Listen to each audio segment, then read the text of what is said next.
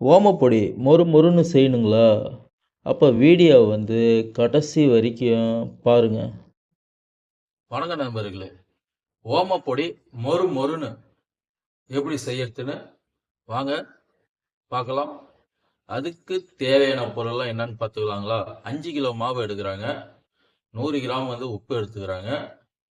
3½ kilo கடலை மாவு, 1½ kilo வந்து அரிசி மாவு, ஒரு சிட்டிகை வந்து கலருங்க. தேவையான அளவுக்கு தண்ணி எடுத்துக்கிறாங்க. கொஞ்சம் கொஞ்சமா ஊற்றி மாவை வந்து நல்லா பிசைஞ்சு எடுத்துக்கிறாங்க.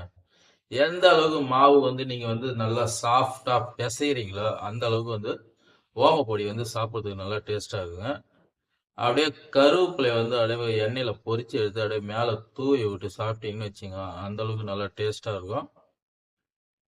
நம்ம வீட்டில் வந்து இடியாப்ப அச்சு இருக்கு பாருங்க, நல்லா நைஸா உள்ள அச்சு வச்சிருப்பீங்க பாருங்க, அந்த அச்சில் வந்து கொஞ்சமா எண்ணெய் தடவி விட்டுடுங்க. அப்பதான் வந்து மாவு வந்து ஒட்டாது. மாவு வந்து நீங்க வந்து நல்லா பிசையணுங்க. நல்லா பிசைஞ்சீங்கன்னா தான் நம்மளுக்கு வந்து ஓமப்பொடி கிடைக்கும். எண்ணெயில வந்து புழிஞ்சு விடுங்க. இந்த வீடியோவை பாருங்க.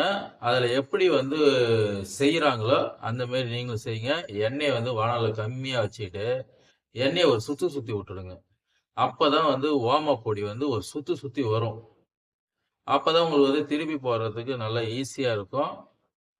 சாப்பிட்றதுக்கு நல்லா டேஸ்டா இருக்கும். இவ்வளவு தாங்க ஓமப்பொடிக்கு தேவையான விளக்கங்கள்.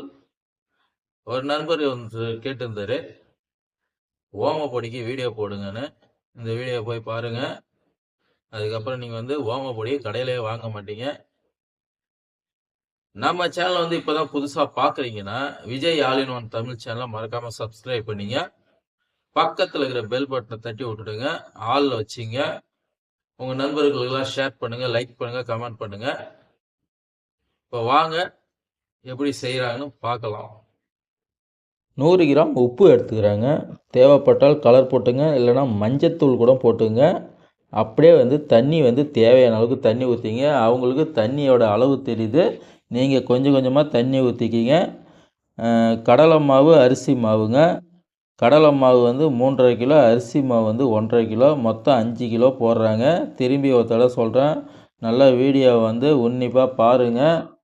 நீங்கள் 1க்கு 2 தடவை வந்து வீடியோவை பார்த்துட்டு அதுக்கப்புறமேட்டு செய்யுங்க.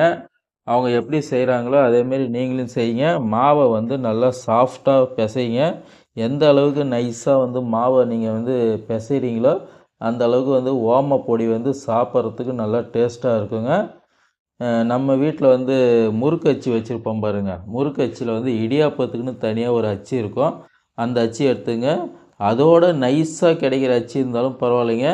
அந்த அச்சில் வந்து கொஞ்சோண்டு எண்ணெயை தடவிக்கிங்க. எண்ணெயை தடவிட்டு இந்த மாவை வந்து பிசைஞ்சு வச்சுக்கிற மாவை வந்து அதில் வச்சு எண்ணெயில் வந்து புழிஞ்சு விட வேண்டியது தாங்க.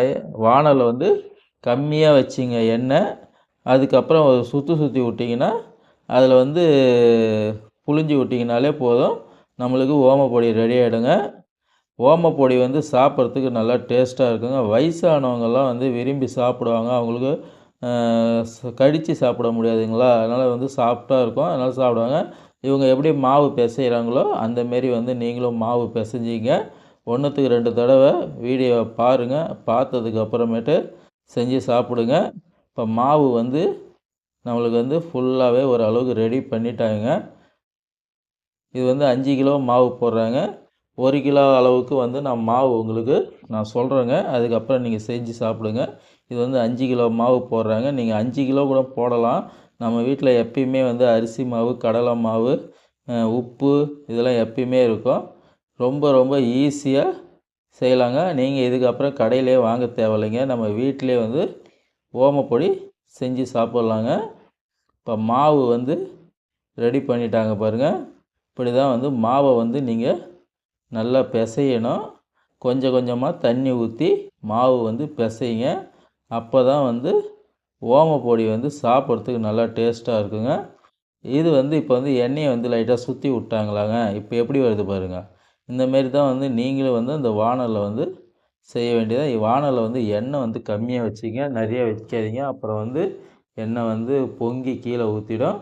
ஒரு கம்பி ஒன்று வச்சுக்கிங்க. இந்தமாரி ஜல்லிக்கரண்டியெல்லாம் வந்து உங்கள் ஊரில் உள்ள இரும்பு ஜாமான்லாம் விற்கிது இல்லைங்களா கடைகளில், அங்கே வந்து இந்தமாரி பொருள்லாம் வந்து கிடைக்கிது.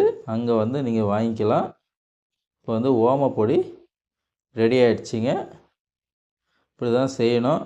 இவங்க எப்படி செய்கிறாங்களோ அந்தமாரி வந்து நீங்களும் செய்யுங்க. அப்போ தான் வந்து ஓமப்பொடி சாப்பிட்றதுக்கு நல்லா டேஸ்ட்டாக இருக்கும். நீங்கள் வந்து எண்ணெய் வந்து கம்மியாக வச்சுக்கிட்டு நீங்கள் செய்யுங்க. நிறையலாம் ஊற்றாதீங்க. இப்போ வந்து 2, 3 தடவை பெரட்டி விட்றாங்களா, அப்போ தான் வெந்து வரும். நீங்கள் போட்ட உடனே அப்படியே நீங்கள் எடுத்துட்டிங்கன்னு வச்சிங்களா, ஓமப்பொடி வந்து வேகாது. இப்போ நல்லா வெந்து வந்துடுச்சிங்களா, ஓமப்பொடி நம்மளுக்கு சாப்பிட்றதுக்கு நல்லா ரெடி ஆகிடுச்சு. மேலே வந்து கொஞ்சோண்டு கருவேப்பிலையை வந்து பொரித்து மேலே தூவி விட்டு